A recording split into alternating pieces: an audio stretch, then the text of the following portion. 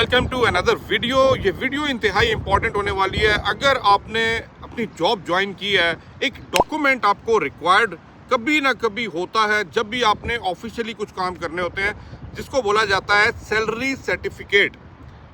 इस वीडियो के अंदर इन डिटेल बताऊंगा और कुछ इंपॉर्टेंट पॉइंट हैं, क्योंकि ये पॉइंट आपको समझने पड़ेंगे अगर आप सैलरी सर्टिफिकेट अप्लाई करते हैं वाया योर एम्प्लॉयर और आप प्रोवाइड करते हैं जिनको ये रिक्वायर्ड होता है डॉक्यूमेंट।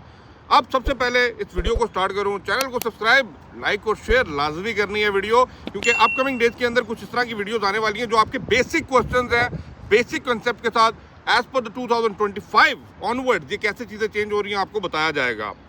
सबसे पहले ये जानते हैं भाई सैलरी सर्टिफिकेट होता क्या है। सैलरी सर्टिफिकेट एक फॉर्मल डॉक्यूमेंट है इशू बाय द एम्प्लॉयर, जिसके पास आप काम करते हैं वो इसको इशू करता है, जिसके ऊपर आपका कितनी इनकम है आपकी, ठीक है, कब से आप उस कंपनी के साथ काम करें, सारी चीज़ें हैं। अब क्या इसके ऊपर टिपिकली क्या चीज़ें इंक्लूड होती हैं वो मैं आपको बता देता हूँ, ताकि नेक्स्ट टाइम आपको सैलरी सर्टिफिकेट कोई दे ना, उस पर आपको भी चेक करना है। क्योंकि ऐसा भी हुआ है कुछ भाइयों ने वीज़े के लिए डॉक्यूमेंट जमा कराए, सैलरी सर्टिफिकेट के ऊपर वो बेसिक इन्फॉर्मेशन ही नहीं थी। नंबर 1, आपका एम्प्लॉयर जो है उसका नाम लेटर हेड के ऊपर होना चाहिए।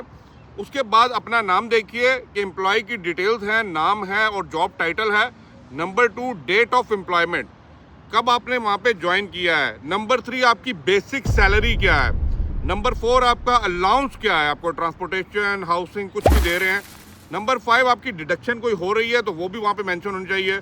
नंबर 6, और आपकी नेट सैलरी कितनी बनती है। अब ये सारी चीज़ें जो है ना कंक्लूड करके एड्रेस करना है टू द पर्टिकुलर अथॉरिटीज़, जिन अथॉरिटीज़ ने इसको रिक्वायर किया है।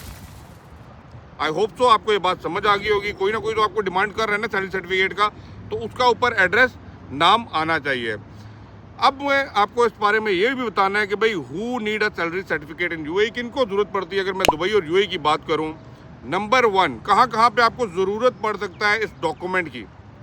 वीज़ा एप्लीकेशन, आप लोगों ने शेंजन जाना है, आप लोगों ने यूरोप जाना है, बहुत से एजेंसीज, बहुत सी एम्बेसीज, बहुत सी वीज़ा बनाने वाले लोग भी आपसे एक डॉक्यूमेंट रिक्वायर्ड करते हैं और वो होता है salary certificate. Number 1 visa application के लिए। नंबर 2, बैंक लोन या मॉर्गेज आपने करना है, कोई गाड़ी लेनी है, फाइनेंस करना है, घर लेना है, क्रेडिट कार्ड लेना है, लोन लेना है, anything related to the banking, आपको अपना सैलरी सर्टिफिकेट प्रोवाइड करना है, क्योंकि ये सैलरी सर्टिफिकेट आपकी बेसिक इन्फॉर्मेशन है जो कोई भी बैंकिंग सेक्टर देखता है कि भाई वाकई आपको लोन देना चाहिए और कितना देना चाहिए depending on your salary.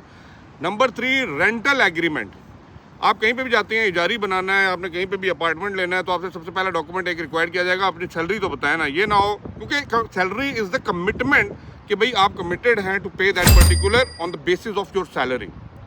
Number 4, government services लेनी होती हैं। कहीं ऐसी जगह पे होता है आपने ड्राइविंग लाइसेंस के लिए करना है, आपने कोई भी गवर्नमेंट की सर्विसेज लेनी है, वहाँ पे भी वो रिक्वायर कर लेते हैं भाई आप बताएं आप एलिजिबल हैं for taking this government service, आप अपना सैलरी सर्टिफिकेट शो करवाएं।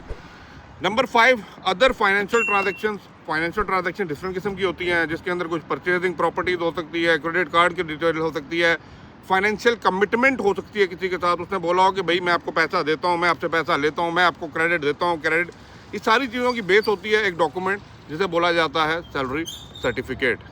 आई होप सो ये बेसिक इन्फॉर्मेशन क्लियर हो गई होंगी। अब मैंने जो आपको चीज़ बतानी है कि how to request salary certificate, अब इसका प्रोसेस भी समझिए।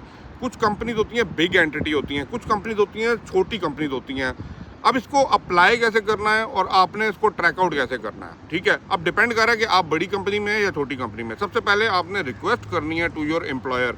एम्प्लॉयर कौन है? आपका अरबाब है। अरबाब कौन है? द कंपनी ओनर है, या कंपनी बनाने वाले लोग होते हैं वो है। अब उसके अंदर हो सकता है आपका कोई HR डिपार्टमेंट है, बड़ी कंपनी है, HR डिपार्टमेंट बनाया होता है, तो आपने HR डिपार्टमेंट को रिक्वेस्ट करनी है, ईमेल करनी है, या एप्लीकेशन बनाई हुई, वेबसाइट बनाई है, वहाँ पे अप्लाई करना है।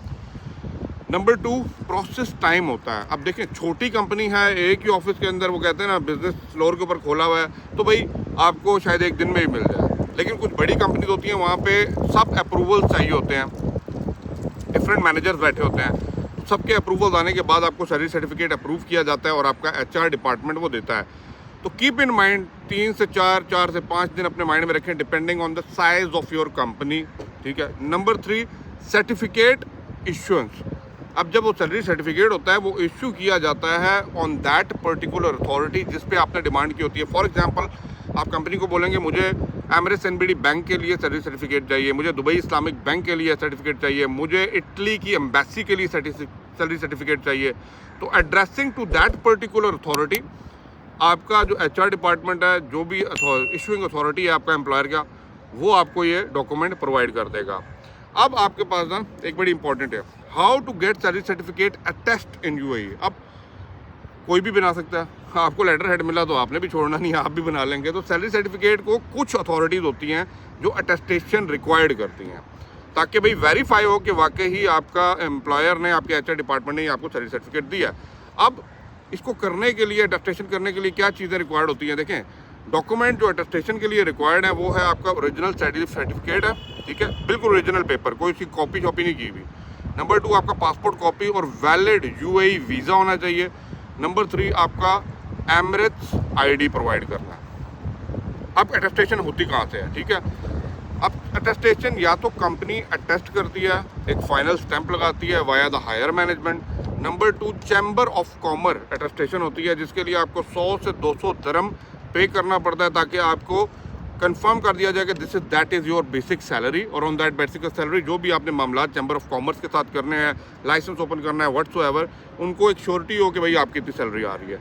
Number 3 ministry of foreign affair, MOFA का आपने नाम सुना होगा, जो भी मेरे भाई दोस्त लोग डिग्री अटेस्ट करा चुके हैं वहाँ से भी अटेस्टेशन होती है, तो मोफा से आप अटेस्ट करवा सकते हैं अपना salary certificate.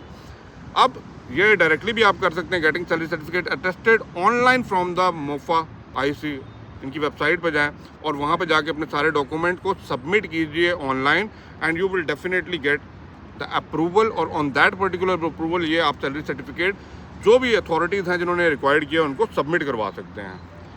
That's all about salary certificate. I hope so, ठीक है, कि आपको बात समझ आई होगी। मेरी बात याद रखिएगा, बहुत सी कंपनीज होती हैं, मैं कंक्लूड करूँगा, बहुत सी कंपनीज ऐसी होती हैं वो ज़्यादातर सैलरी सर्टिफिकेट देती कम है और बहुत उनको प्रेशर देना पड़ता है। वाई? बिकॉज कुछ केसेस ऐसे भी होते हैं कि एम्प्लॉयर्स आर एक्चुअली, वो कहते हैं ना, रॉन्ग यूज़ करते हैं कुछ और काम करने के लिए, कुछ ज़्यादा क्रेडिट उठाने के लिए। तो company is very careful in issuing that particular letter, जिसे सैलरी सर्टिफिकेट बोला जाता है, क्योंकि सैलरी सर्टिफिकेट पे जिम्मेदारी कंपनी की आती है, क्योंकि कंपनी ने मेंशन किया होता है कि फ़लाना एम्प्लॉय फ़लाना तारीख को फ़लाना कंपनी के साथ इतनी सैलरी पे काम कर रहा है। और एक गलती कभी मत कीजिएगा, जाते हुए आपको बात बता दूं, नेवर टेम्पर द डॉक्यूमेंट। ये बहुत बड़ी सज़ा आपको मिलेगी। बहुत से लोगों ने ऐसा यहाँ पे कुछ किया है पिछले कुछ सालों के अंदर कि अपने सैलरी सर्टिफिकेट को, सैलरी डॉक्यूमेंट को एडिट किया है, एडिटिंग की हुई है, और without the information of their employer आपने वो अथॉरिटीज़ को इशू किया है, और उन्होंने जब ट्रैक आउट किया है तो आप पकड़े गए हैं, और इसकी बहुत बड़ी सज़ा है डॉक्यूमेंट टेम्पर करने की। आई होप सो आपको मेरी बात समझ आई होगी। Thank you for watching the videos. कोई भी कमेंट है लाजमी कीजिए, अपकमिंग वीडियोज़ बहुत से डिफरेंट कंटेंट के ऊपर आने वाली हैं। Keep supporting. Thank you for watching. अल्लाह हाफिज़।